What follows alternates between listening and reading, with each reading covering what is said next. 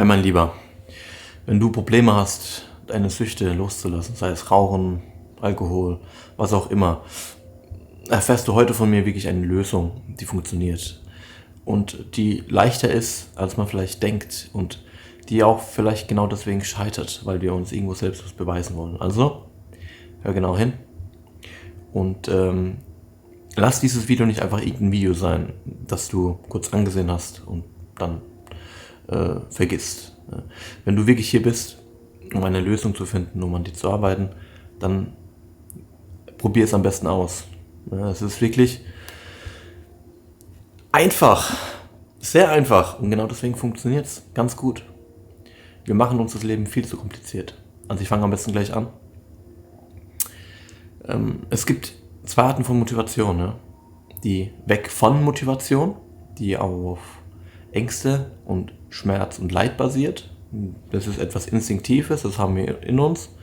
Wir wollen dann nicht mehr in dieses Umfeld oder mit diesen Menschen Zeit verbringen oder an dieser Arbeitsstelle arbeiten oder wir wollen aufhören zu rauchen, weil es uns zu viel Geld kostet, weil wir wissen, es ist ungesund, whatever. Wir wollen aufhören zu rauchen, weil es ruiniert alles, es löst alles auf. Ja, Alkohol ist ein Lösungsmittel, es löst gut Beziehungen auf und so weiter und so fort. Und dann gibt es diese Hin-zu-Motivation. Also wir haben mal verstanden, das ist eine super Sache, du bist erfolgreich, hast gute Freunde, was auch immer. Also wir sehen etwas und wir wollen das haben, es ist ein Wunsch. Und wir haben darüber nachgedacht, wir haben es einmal analysiert und festgestellt, ja, das ist ein Wunsch, den möchte ich erfüllen, den möchte ich mir selbst erfüllen, das ist inspiriert, motivierend, bla bla bla. Das ist die Hin-zu-Motivation. Und jetzt pass gut auf, ja.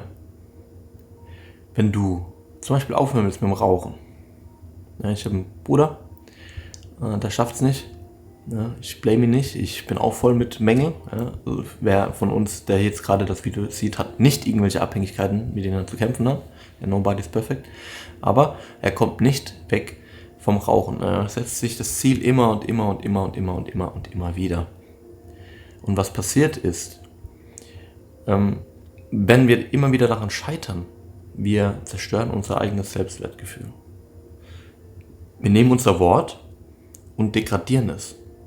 Das Glauben, also der Glaube an uns selbst, den verlieren wir selbst an uns. Weil unser Wort immer wieder gebrochen wird und wir sind letztlich die das Wort brechen. Das färbt sich dann auch auf unsere Mitmenschen aus. Diese verlieren selbst dann auch den Glauben an uns und wollen am liebsten das Gelaber gar nicht mehr hören. Und es ist natürlich ein blödes Umfeld, das wir uns dann selbst erschaffen, wo wir uns dann selbst Menschen programmieren, die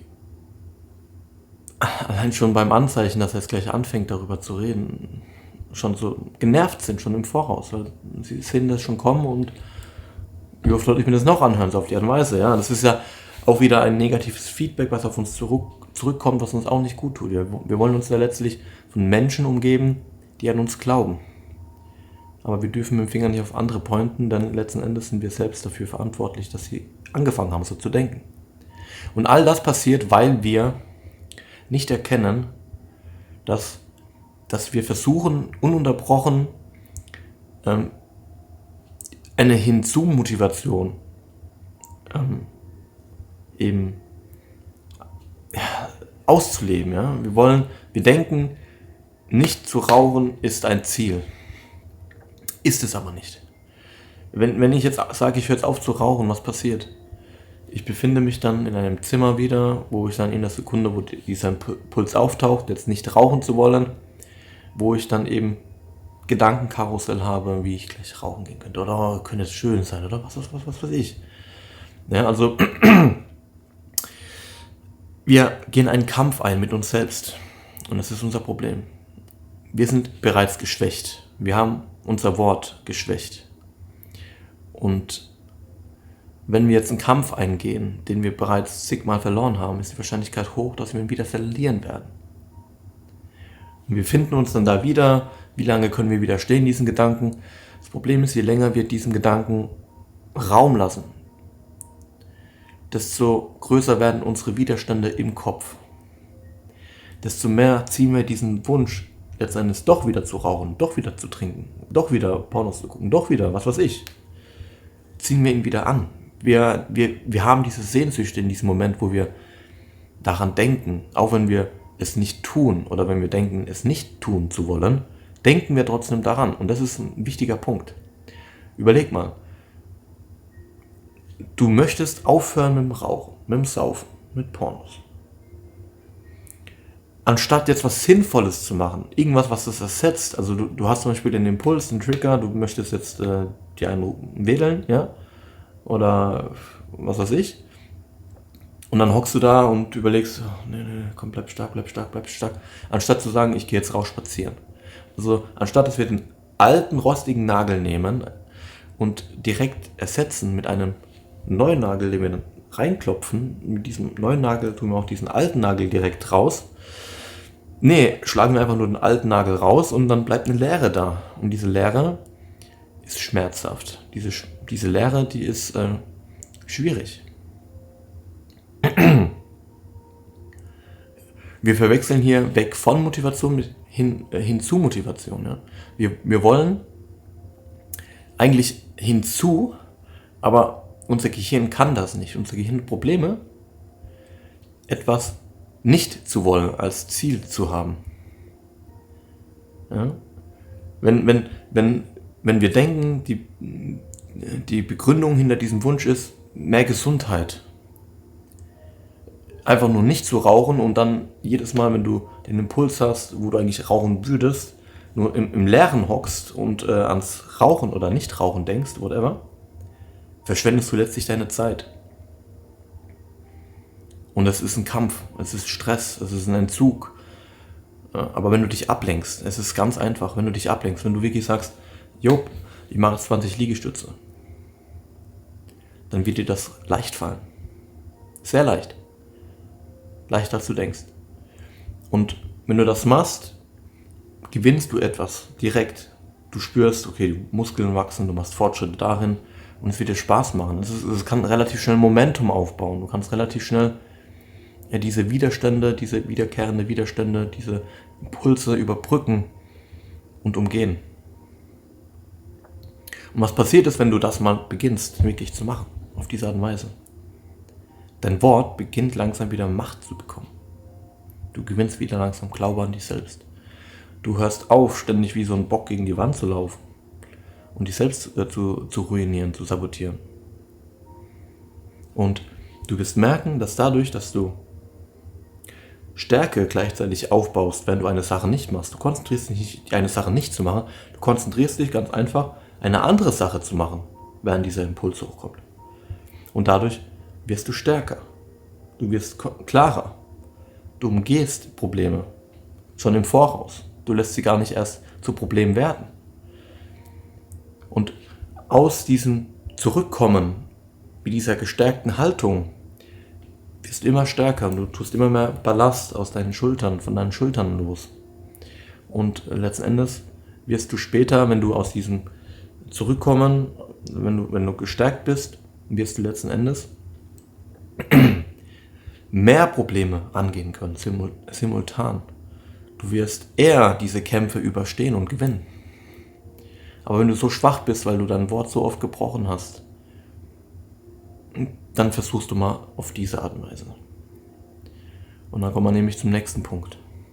Wenn du es auf die eine Art und Weise nicht packst, dann ist es vielleicht gar nicht dein Wunsch.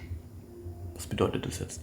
Ja, wir bekommen von allen möglichen Seiten bekommen wir Impulse. Wir bekommen Eindrücke. Das ist gut aus dem und dem Grund und das ist nicht gut aus dem und dem Grund und das solltest du tun und das kannst du erreichen, wenn du das machst, in Summe mit all den anderen Dingen, die du machen könntest. Und so werden uns mehr oder weniger Wünsche und Träume in den Kopf gesetzt, die gar nicht unsere eigenen Wünsche sind.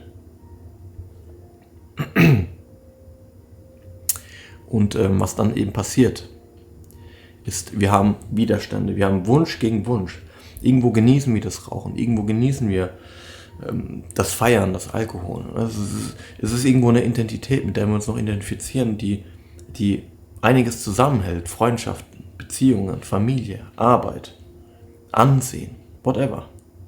Wir haben also einen kleinen Eisberg Und wir sind uns nicht bewusst, was mit diesem Wunsch oder mit diesem Trinken, mit diesem Rauchen alles zusammenhängt. Das sind ganz viele Punkte, Vernetzungen von Dingen, die eben mit daherkommen zu rauchen. Ja, es ist etwas Gesellschaftliches.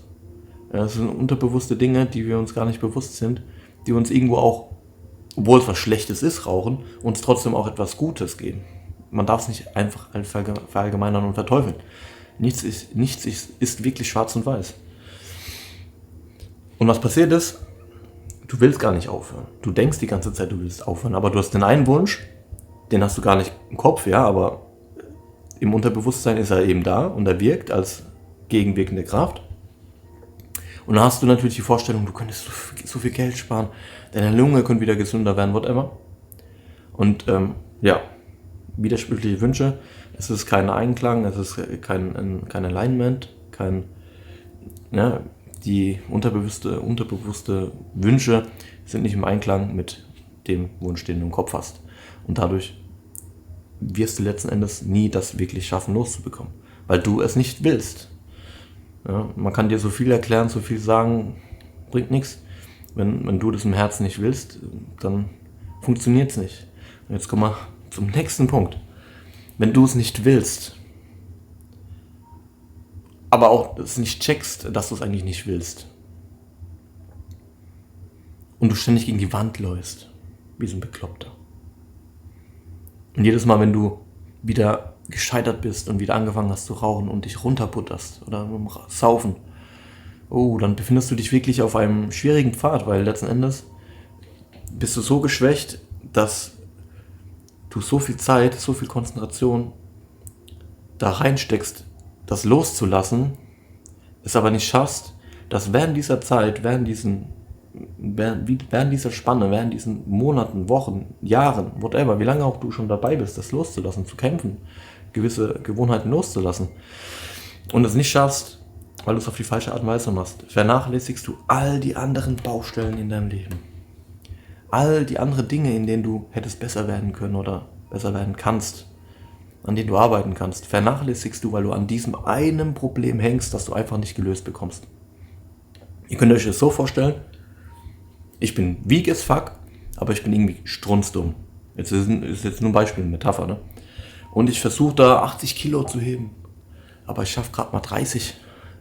Und ich bin so blöd, ich trainiere ein ganzes Jahr lang und ich schaffe keinen einzigen Rep und ich werde einfach nicht stärker.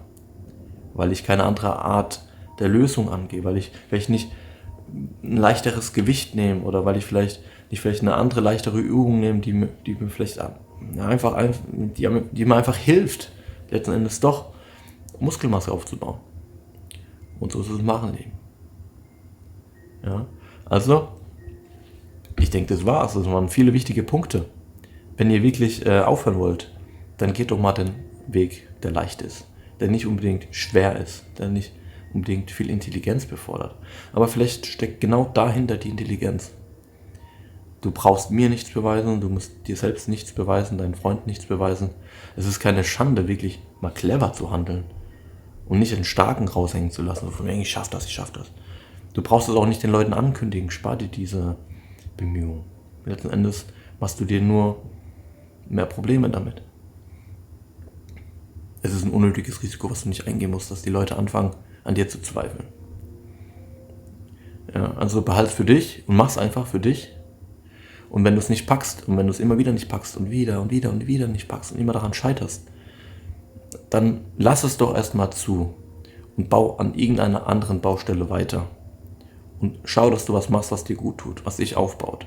Und wenn du stärker wirst, dann geh doch mal zu dieser Baustelle zurück und bau dann dort weiter, wenn du gestärkt bist, wenn du ein bisschen mehr aufgebaut hast, ein bisschen mehr Glauben an dich wieder gewonnen hast, dein Wort wieder ein bisschen mehr Macht gewonnen hat. Wenn du ein bisschen mehr Wille, Disziplin und so weiter aufgebaut hast. Tu doch die Dinge, die dir gut tun. Und dann wirst du vorwärts kommen.